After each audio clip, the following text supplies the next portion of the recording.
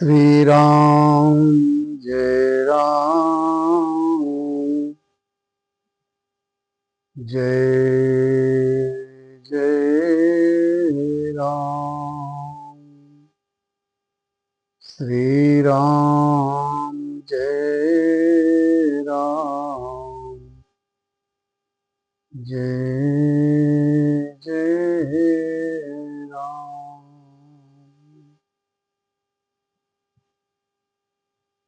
आज मेरे मन में एक बात अचानक ही उठ रही है। क्यों न हम भगवान के जन्म की कथा आरंभ करूं।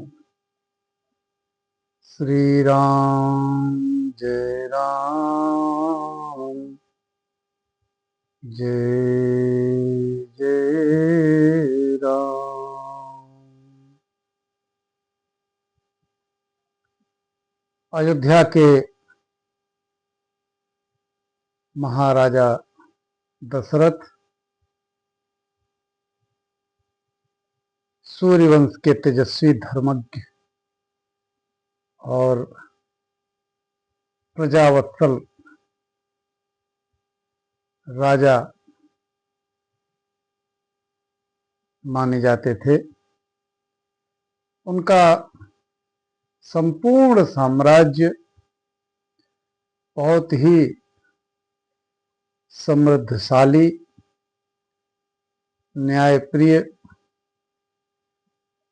और सदाचार से परिपूर्ण था। स्वयं राजा दशरथ सभी चीजों से परिपूर्ण थे।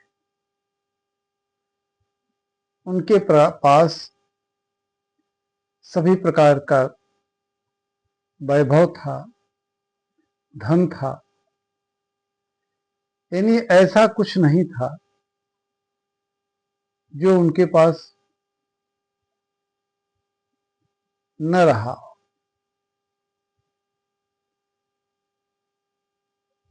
तो वह एक दिन सोचने लगे कि इतना बड़ा साम्राज्य है, मेरे अनुपस्थिति में ये साम्राज्य कौन संभालेगा। क्योंकि राजा दशरथ की कोई संतानें उस समय नहीं थी और उनकी उम्र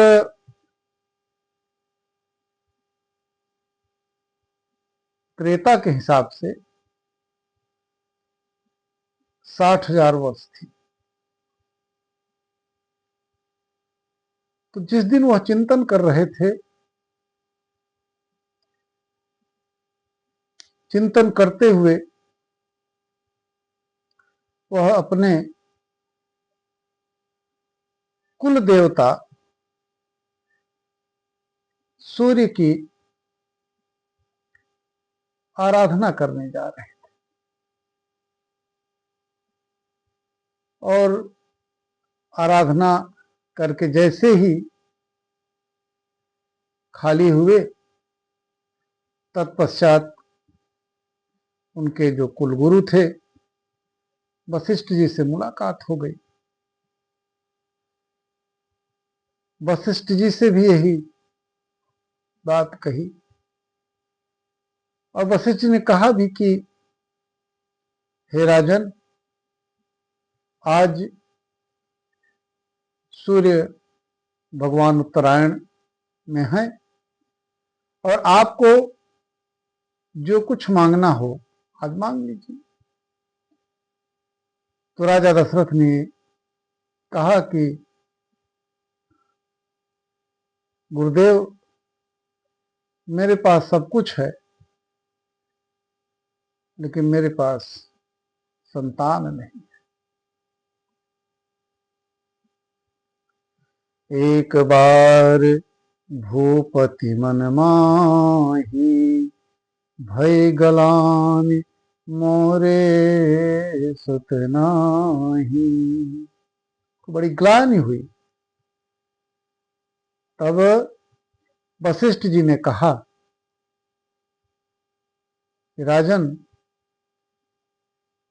आप पुत्र कामेष्ठी यज्ञ करिए।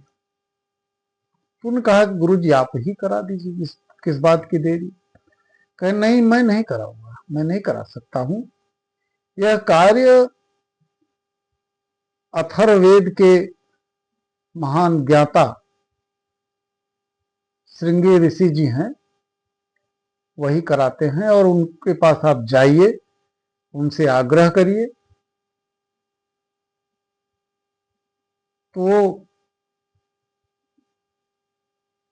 निश्चित ही मान जाएंगे। रानियों ने कहा, सुमंत से भी कहा कि भैया रथ वगैरह तैयार करिए और जाए महाराज जी से आग्रह करें। तो वशिष्ठ जी ने मना किया कि नहीं नहीं राजा, आप मांगने जा रहे हैं, देने नहीं जा रहे हैं। इसलिए आप अपने वैभव के साथ मत जाइए, आप अपने को छोटा करके जाइए। क्योंकि जब किसी से मांगना होता है तो अपने को कभी भी उसके सामने बड़ा होने का एहसास नहीं कराना चाहिए, क्योंकि फिर उससे काम बिगड़ जाता है। इसलिए छोटा होकर ही जाइए, विनम्र होकर जाइए। तो राजा दशरथ ने सारे रथ आदि जो भी व्यवस्था की गई थी वो मना कर दिया, और वह पैदल ही श्रृंगी ऋषि के आश्रम गए और उनके चरणों में अपना सिर नवाया, अपने आंसुओं से उनके चरण धोए, और उन्होंने अपने सारे कष्ट श्रृंगी ऋषि जी से बताया। इस पर श्रृंगी ऋषि तैयार हो गए और कहा कि राजन, आप यज्ञ की व्यवस्था करिए। राजा दशरथ आते हैं। अयोध्या में पुत्र कामेष्ठी यज्ञ का आयोजन होता है। कहते हैं कि उस आयोजन में बहुत सारे देवता भी एकत्रित हुए थे, और गुरु वशिष्ठ के सामने माता कौशल्या ने कहा भी कि कोई मां कहने वाला न हो तो स्त्री अपने आप को पूर्ण नहीं समझती है। बात भी सही है कि अगर कोई संतानहीन स्त्री है और उसे कोई मां न कहे तो उसको स्वयं लगता है कि उसका जीवन अधूरा है, इसलिए वो अपने आप को पूर्ण नहीं समझती। कैकेयी भी, सुमित्रा जी भी अपनी अपनी बातें रखी। कैकेयी ने तो कहा कि एक बार एक मां के हृदय का आंगन जब तक सूना रहता है तो उसका जो धन वैभव वह सब कुछ वह भी सूना रहता है। इस प्रकार से यज्ञ का आयोजन हुआ और श्रृंगी ऋषि जी आए, यज्ञ कराए, और यज्ञ के दौरान ही ब्रह्मा जी की कृपा से सब देवताओं के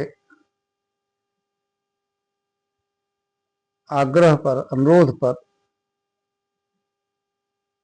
अग्निदेव स्वयं यज्ञ कुंड से प्रकट हुए और एक सोने के कटोरे में खीर लेकर वह आए और वो खीर का कटोरा राजा दशरथ को दिया।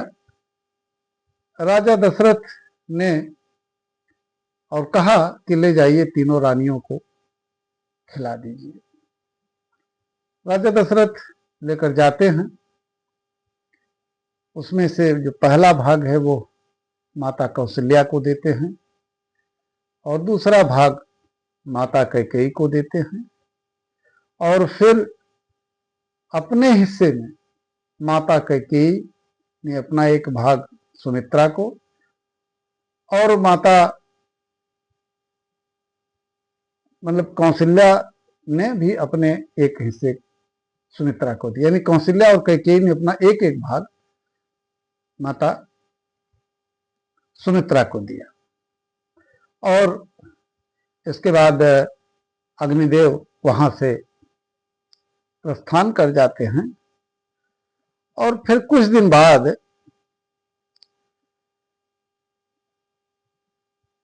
एक खुशखबरी आती है। माता कौशल्या के गर्भ से भगवान श्री राम जन्म लेते हैं। कैकेयी जी के गर्भ से भरत जी जन्म लेते हैं और सुमित्रा जी के गर्भ से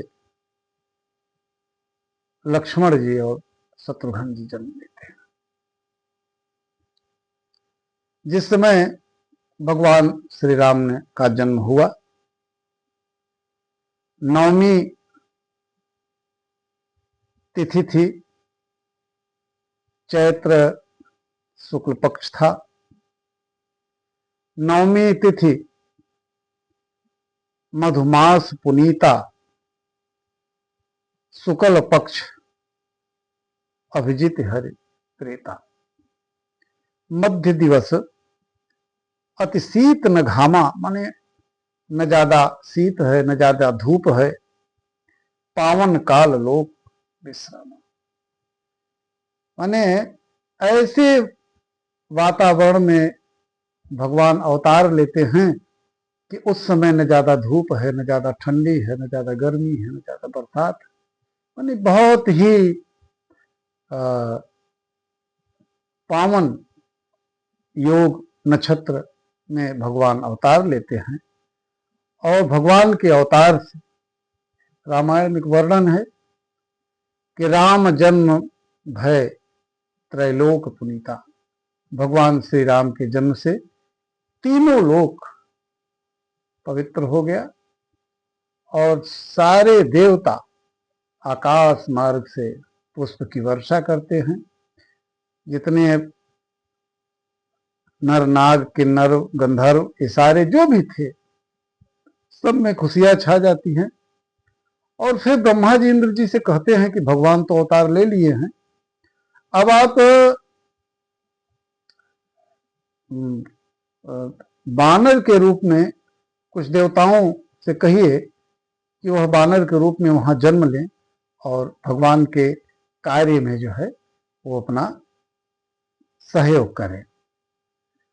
तो कुल मिलाकर के फिर देवताओं के रूप में ये सब जन्म लेते हैं और बानर मतलब जो देवताओं के क्या कहते हैं पुत्र थे वह बानर रूप में जन्म लेते हैं और भगवान के कार्य में संलग्न हो जाते। भगवान ने कहा कि जब यहाँ अनाचार बढ़ गया था, धरती पर अत्याचार बढ़ गया था, तो भगवान विष्णु ने स्वयं कहा था कि पापी के पाप में ही उसके पतन का बीज छिपा होता है।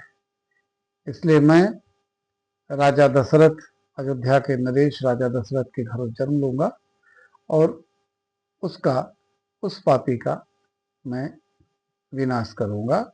इस आश्वासन के बाद ही फिर जो सारी प्रक्रिया हुई, इससे भगवान का हमें एक कारण बनते हुए, सारी चीजों को करते हुए भगवान का जन्म होता है। जय श्री राम।